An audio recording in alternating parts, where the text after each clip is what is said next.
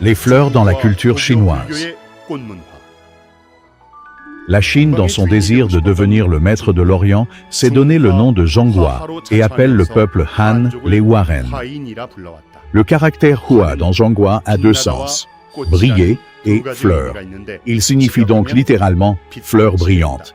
La Chine a effacé l'histoire du Bédal et du Joseon, les deux successeurs du Hwanguk, car ils avaient hérité de sa culture de la fleur de lumière, et s'est proclamé maître de la civilisation orientale sous le nom de Zhonghua, qui signifie la fleur brillant au centre du monde. Cependant, les découvertes archéologiques en Chine montrent indubitablement la culture originelle du Bédal, telle qu'elle était. Les symboles et iconographies du Bédal, dépeignant les Samshin, les trois esprits primordiaux, les 7 étoiles, le chariot de la grande ours et les 8 immortels, ont été découverts non seulement dans le nord-est de la Chine, mais aussi dans d'autres régions habitées par des minorités. Les traditions du peuple Miao, en particulier, ont perpétué la culture du Hwanguk et du Bédal sous sa forme originelle. Tout d'abord, ils vénèrent Chiu, le 14e souverain du Bédal, comme leur père fondateur. En outre, leur ronde traditionnelle, tout comme la danse coréenne, appelée le Gangang Sule, rappelle la ronde du peuple du Hwanguk. Tandis que Hwanung Kobalhwan créait le Bédal, Bango fondait son propre état dans la montagne Sanwei, en Chine, d'après l'ordre du dernier Hwanin du Hwanguk. Bango était accompagné des Yu Miao, qui seraient les ancêtres des Miao.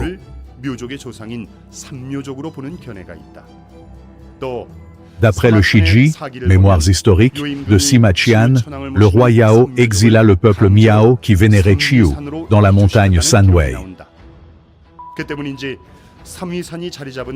La ville de Dunhuang, près de cette montagne, abrite plus de 1000 grottes ornées de représentations de la fleur de l'immortalité et de la triade ciel-terre-humanité.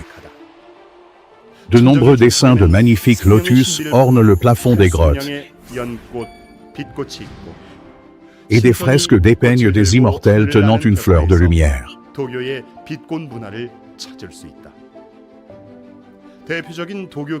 Un passage du canon taoïste dit « L'univers est rempli de lumière, et la fleur réside là où brille l'Esprit Saint. »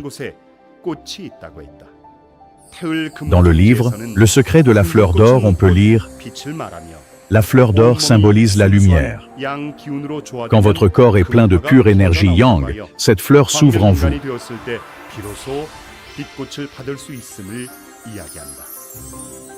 Dans le bouddhisme, le lotus, la fleur de lumière, symbolise l'origine de toute chose, la résurrection, la renaissance et l'immortalité.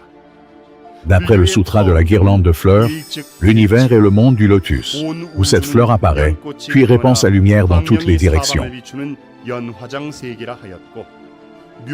Le sutra du lotus parle lui aussi de l'univers comme n'étant qu'une seule fleur. Nous pouvons donc conclure que la vision bouddhique du monde correspond à la culture de la fleur de lumière transmise par grand-mère Mago.